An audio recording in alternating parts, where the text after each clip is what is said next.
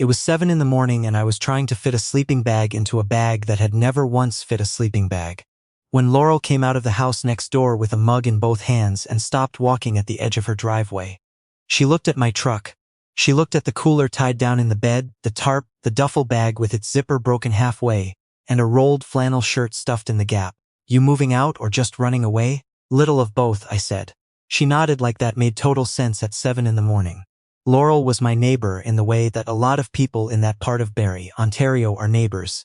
We'd waved at each other across the property line maybe 40 times, talked properly maybe 4. She was older than me, somewhere in her early 40s, and she had that quality some people have, where they seem completely at ease in whatever moment they're standing in.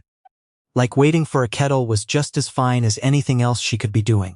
She'd moved in about a year and a half before, after a divorce I only knew about because our other neighbor Carol had mentioned it once, in the way Carol mentioned everything loudly, while getting her mail. I'd thought about talking to Laurel more than I'd actually done it. She had this way of standing on her front steps with her coffee that made it seem like she was watching something interesting in the middle distance, like the street itself was entertaining her. Road trip, she said. Drive out to the Maritimes. Couple weeks? Alone? I shrugged. That's the plan. She looked at the truck again. Then she looked at me in a way that was maybe 1 degree warmer than her usual expression. You know what? I have 2 weeks of vacation I haven't touched since before my marriage ended, and my sister keeps sending me articles about how I'm supposed to be reclaiming my life. I laughed because I didn't know what else to do. Come with me, I said. I was half joking. Maybe 60% joking. Seriously. Hop in. She tilted her head and looked at the passenger side of the truck. Give me 20 minutes, she said. I thought she was messing with me. I leaned on the tailgate and watched her walk back inside, door closing behind her, and I genuinely could not tell if I should start the engine or wait. I waited. I didn't know why I waited. The street was quiet. A dog some 2 blocks over barked twice and stopped. 18 minutes later, Laurel came back out with a canvas bag over her shoulder, a raincoat and the same mug. Refilled, apparently. She had changed into jeans and a heavier sweater, and her hair was still the same. Which meant she hadn't done anything special about it. Which meant she genuinely did not care that she was about to get in a truck with her neighbor and drive to New Brunswick on 20 minutes' notice. She opened the passenger door herself. I need to stop at a gas station on the way out, she said. I want actual snacks, not whatever you packed. I packed fine snacks. She looked at the bag on the back seat. You packed granola bars in a peanut butter jar with no bread. That's a complete breakfast. She buckled her seatbelt. I started the engine. We made it past the edge of Barrie before either of us said anything that wasn't about traffic or which exit I was taking. The Trans-Canada was already busy for a Wednesday morning. Laurel had a paper coffee cup from the gas station and was looking out the window at the flat farmland opening up to the north and east of us. She didn't seem anxious. She didn't seem like she was waiting for me to say something. She just seemed like a person who had decided to get in a truck and had made her peace with it. So, I said eventually, should I know anything about you before we're 4 hours in? She considered this. I'm a physiotherapist. I have a cat named Gordon who is being watched by my neighbor on the other side. Not you, the other one. I don't like audiobooks, but I'll tolerate podcasts, and I take my coffee with oat milk, which I realize is not your problem, but I'm noting it. I like audiobooks. That's going to be a negotiation. I'm a project manager, I said. I'm taking this trip because I'm 31 years old, and I realized 2 months ago I have never done anything impulsive in my entire life. She looked at me for a second. Is that true? I have a spreadsheet for my grocery lists. That's horrifying, I know. She made a sound that was almost a laugh. Not quite, but close enough that I felt something loosen in my chest. We got through Peterborough by noon and stopped for lunch at a diner outside of Trenton. The kind of place that has laminated menus and a rotating pie display by the register, and a woman who calls everyone on without seeming condescending about it. Laurel ordered eggs and toast at noon without apology. I got a clubhouse sandwich and coffee that came in a mug the size of a small bowl. Outside the window, the sky was the particular kind of gray that could go either way, rain or just overcast until evening. Laurel had her coat off now. She was reading the back of a hot sauce bottle someone had left on the table while we waited for the food. Can I ask you something? I said. She set the bottle down. Sure. You really just decided to come like that. I wasn't asking it as a criticism. I was asking because I genuinely wanted to understand how a person does that. She thought about it, not like she was deflecting, like she was actually being careful. I've been making very responsible decisions for a very long time, she said. I was responsible in my marriage. I was responsible when it ended. I was responsible about finding the right neighborhood and the right house and getting back on track. She looked at her coffee. And I woke up this morning and it was Wednesday, and I couldn't tell you anything that made Wednesday different from Tuesday or from the Wednesday before that. I didn't say anything. The food came. You called it running away, she said, like she'd been sitting with the phrase. But I think running towards something counts too, even if you don't know what it is yet. The afternoon was easy in the way that surprised me most. I'd been on road trips with friends before, with my younger brother once, and there was always a kind of social maintenance to it. Checking in on each other, performing enjoyment, making sure everyone was okay with the next decision. With Laurel it was just quiet stretches and then talking and then quiet again, and none of it felt like anything needed managing. She had good taste in podcasts. I didn't admit this out loud. We crossed into Quebec late afternoon and something about the signage switching over. Everything in French first, English underneath, made Laurel sit up straighter in her seat. I haven't been to Quebec since I was 19, she said. Good memory or bad? I don't know. Just vivid. We stopped for gas outside of Rivière-du-Loup and the attendant inside the station had a conversation entirely in Quebecois French with a guy behind me in line and I caught maybe every fifth word. Laurel apparently caught more than that. She said something back to the attendant in French when she paid and the guy behind me looked mildly impressed. You speak French? I said when we got back to the truck. Enough to be dangerous. My ex-husband's family was from Saguenay. I picked it up. Say something. She gave me a look. I'm not a party trick. Fair enough. We found a motel outside of Rivière-du-Loup that was clean and cheap and had parking right outside the rooms, which mattered because I didn't want to leave the cooler visible in the truck bed overnight. The woman at the front desk gave us 2 keys for 2 rooms without asking anything. And Laurel went to hers and I went to mine and I lay on the bed for a while looking at the ceiling. I kept thinking about what she'd said, about Wednesday being the same as Tuesday. I knew what that felt like. I just hadn't said it out loud to anyone. In the morning Laurel was already up when I knocked on her door at 7:30. She had a small bag of pastries she'd somehow acquired. There was a boulangerie 2 blocks down, she said. She'd walked there at 6:30 because she couldn't sleep and the smell of fresh bread reminded her of a trip to France she'd taken with her mother when she was 12. We ate them on the tailgate in the parking lot. The morning was cold, the way maritime mornings are even in June. She had her hands wrapped around a paper cup and she was watching a crow on the power line across the street. Do you have a plan, she asked, for the actual trip, broadly? What's broadly? I want to get to Cape Breton. I want to drive the Cabot Trail. I want to stop wherever looks interesting. She nodded. That's not a plan, that's a direction. Is that a problem? She thought about it. No, she said. Actually, no. The problem happened on the second day out of Quebec. We were on the Trans-Canada through New Brunswick, a stretch I'd looked forward to because I'd seen pictures. The river valley, the hills, the kind of scenery that makes you feel like you're getting somewhere. And then the truck started pulling to the right, subtle at first. Then not subtle. I said nothing for about 15 minutes. Laurel said, Are you going to address whatever's happening with the steering? I'm assessing. It's pulling right. I'm aware. Another 2 kilometers and it was worse. I pulled onto the shoulder and got out and looked at the front passenger tire and there it was. A slow leak that was now a faster leak, the tire sitting lower than it should. I stood there with my hands in my jacket pockets. Laurel came around and looked at it too. She did not say anything dramatic. She just looked at the tire and then at me. Spare? She said. In the bed, under the cooler. Then let's start with the cooler. We didn't have the right socket for the lug nuts. That was the first problem.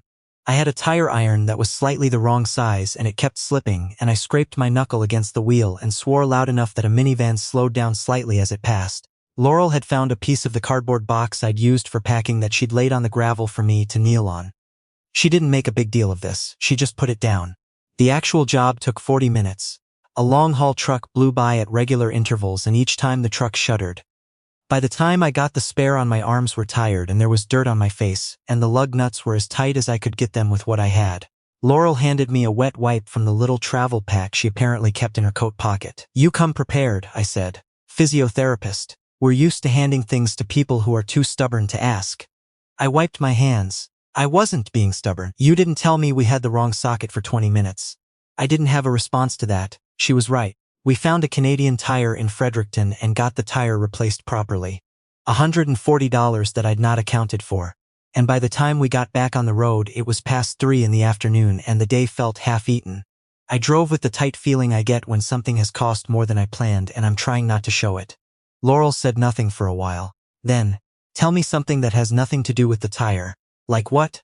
Anything. What's something you wanted that you didn't end up doing? I thought about it. I wanted to go to Japan when I was 24. I had the money saved. My roommate at the time talked me out of it because he said I should put the money toward an emergency fund. Did you? Yeah. Did that feel good? No. I laughed once. But it was responsible. And now you're here, she said, with a flat tire and a broken cooler latch. The cooler latch was already broken. That's worse somehow. By Amherst we had crossed back into Nova Scotia, and the light had that quality it gets in the late afternoon in June along the coast. Long and low and turning everything slightly gold. The road opened up, and I could see water in the distance, the first real glimpse of the Northumberland Strait, and something in me that had been wound tight since Fredericton loosened. Laurel had her window down. Her hair was doing whatever it wanted in the wind, and she wasn't doing anything about it. She had one foot up on the dash. She'd asked permission first, which I'd appreciated, and she was holding a map we'd gotten at the visitor center in Amherst. An actual paper map. She was tracing a route with one finger. We could go north first, she said. Hit the Cabot Trail from the north end. Everyone else comes from the south. How do you know that? It was on the brochure stand. The one you walked right past. I was getting coffee. There was coffee right next to the brochure stand. I glanced at her. She was smiling at the map and not at me. We stayed that first Nova Scotia night at a small inn outside of Pugwash that cost more than the motel in Quebec, but had a porch that looked over a tidal flat and a host named Mrs. Okafor who made blueberry muffins and left them in a basket by the door and told us not to leave without trying them. 2 rooms again. I was starting to understand something about the shape of this trip that I didn't have words for yet. The second day in Nova Scotia was the one where everything happened at once, which is the way it goes on road trips if you've done enough of them. It started well.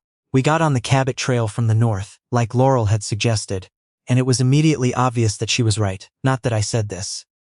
The road comes over the top of the highlands and then begins to descend along the coast in a way that makes you forget you're doing anything as ordinary as driving. I kept having to remind myself to look at the road. The water out there was this particular shade of blue-green that looked almost wrong, like someone had bumped up the saturation. And the hills came down steep on the other side. And there were pull-off points every few kilometers, because the whole thing is just genuinely that good. Laurel made me stop at 4 of them. At the third one she got out and walked to the edge of the cliff overlook and stood there for a long time with the wind coming off the water. I stood a few feet behind her. I didn't say anything because sometimes there's nothing to say that wouldn't be worse than silence. She turned back eventually and her eyes were a little bright. She didn't explain it and I didn't ask. We ate lunch at a takeout shack near Cheticamp that had lobster rolls for $16 and change, and we sat on the picnic table outside and ate them with the wind blowing napkins off the table every 30 seconds. Laurel had a smear of butter on her chin for about 3 minutes before I said anything. She didn't seem embarrassed. She just wiped it off with a napkin and kept eating. That was the afternoon the second thing happened. We were about 40 minutes south of Cheticamp when I took a turn I was maybe 60% sure about, and then 40% sure about, and then when the paved road turned to gravel, not sure about it all. Laurel had the map out, but the map, it turned out, was not detailed enough for whatever this road was. I think we're off the trail, she said. I think so too. Are you going to turn around? I looked at the road ahead. It curved up and to the left through spruce trees, and it looked like it might open up. Let me just see what's around this curve. That is what people say in horror movies. We're going to be fine. What was around the curve was a logging road that petered out in a cleared area, with a view of the valley below that was so completely unexpected that I stopped the truck in the middle of the clearing and just sat there. You could see 2 rivers from up there, where they met. The highlands spreading out on both sides of them forested down to the riverbanks. No infrastructure, no signs, no other cars, just the thing itself. Laurel had her door open before I'd even registered that we'd stopped. She walked to the edge of the clearing and I got out and followed her, and we stood there looking down at the valley for a while. A raven circled above the ridgeline across from us, tipping in the wind. Worth the wrong turn, she said. I'll say I did it on purpose. I'll know you didn't. You don't have to tell anyone. She looked at me sideways. There was something in her face that was different from earlier in the trip, like a layer of something had come off. Not dramatically, just quietly, incrementally, over 2 days on the road. No, she said. I don't. We got back to the actual trail without getting more lost. That counted as a win. The last stop of the day was a campground south of the trail in a valley that had a small river running through it and fire rings already set up at each site. I'd packed a small tent I hadn't actually set up in 3 years, which became apparent when I discovered that I had the poles but had left the rain fly at home in my garage. Tell me you didn't, Laurel said. I'm not confirming or denying. Sheet at the sky clear for now. But in June on Cape Breton the sky can make decisions very quickly. Okay, she said. Tent city, no roof. Fine. What else do we have? A tarp, show me. We rigged the tarp over the tent using a system that involved the truck tailgate, a bungee cord, 2 tent pegs, and a piece of paracord I'd used to tie the cooler shut. It was not pretty, it held. We made dinner on the camp stove. Pasta and a sauce from a jar Laurel had added at the gas station stop, fresh garlic she'd bought at a farm stand outside of Pugwash, and been carrying in her bag since, some dried chili flakes. For pasta from a roadside camp stove it was genuinely good and I told her so. I used to cook a lot more, she said. When I was married we had dinner parties. She stabbed a piece of I stopped when the marriage ended because suddenly I was cooking for one and it didn't feel worth the effort. It's worth the effort. She looked at me across the camp stove. Yeah. I'm starting to remember that. The fire burned down to coals by 9 and we sat with the last of the tea in our cups and listened to the river. Laurel said, tell me about the spreadsheet. The grocery one? Whatever spreadsheet you want. So I told her. I told her about how I'd grown up in a house where nothing was planned. And everything was always a little chaotic and not in the fun way. And somewhere in my 20s I'd overcorrected into being the kind of person who had a budget template, and checked it weekly and felt a specific low-grade anxiety anytime a plan changed without notice. I told her that taking this trip was the first time in probably 4 years that I'd done something I hadn't scheduled at least 2 weeks in advance. She listened without interrupting, which is rarer than you'd think. When I was done she said, I went the other direction, how do you mean?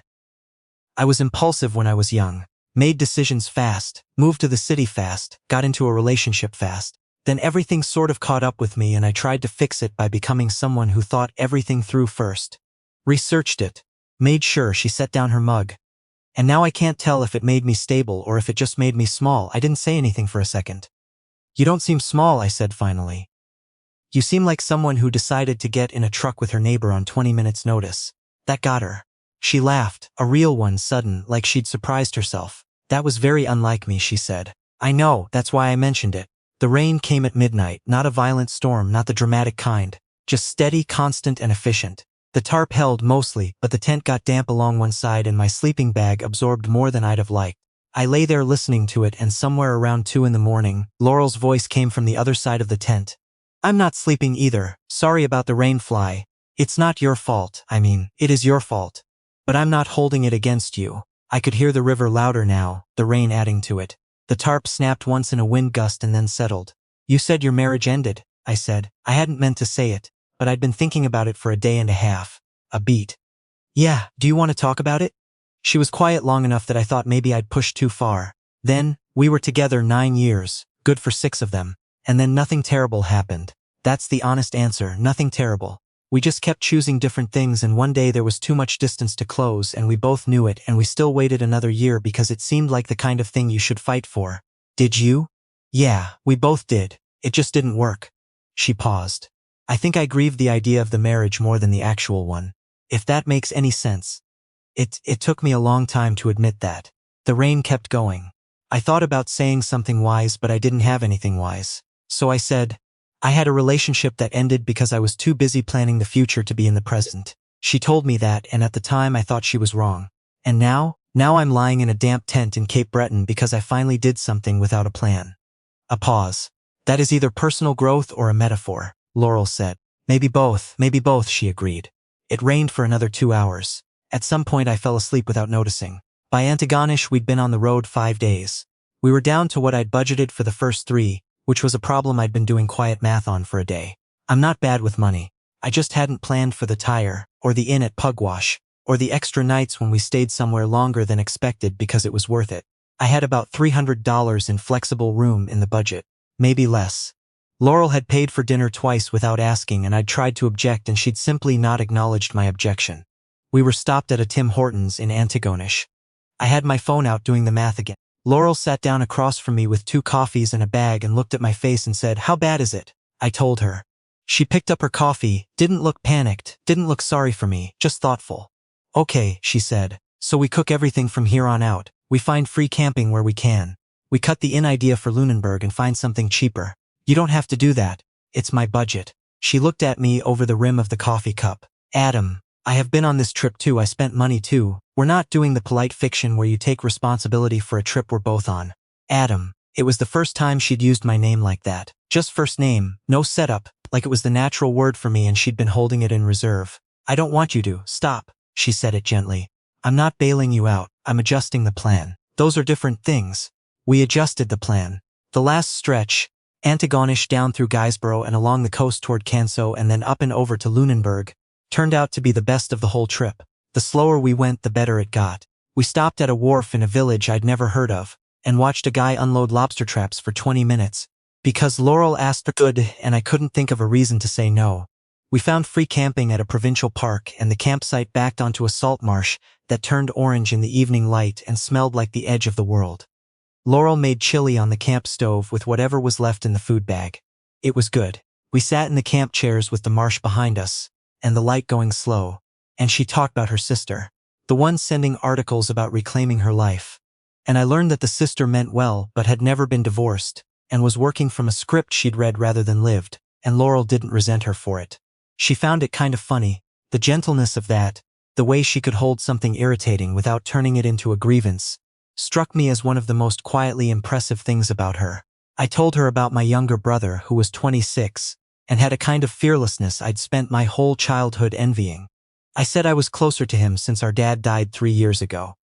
That we'd gotten better at talking about the things that mattered. She didn't offer condolences that felt scripted. She just asked what my dad was like. I talked about him for longer than I'd expected. When I ran out of things to say about him, I realized the light was almost gone, and we'd been sitting there for 2 hours and neither of us had looked at a phone or suggested we do anything else. Laurel said quietly, "He sounds like someone worth missing." "Yeah," I said. "He was." She reached over and put her hand on my arm for a moment. Not a big gesture. Just a moment of it, and then she moved her hand back and we sat with the dark coming in over the marsh. Lunenburg was our last stop.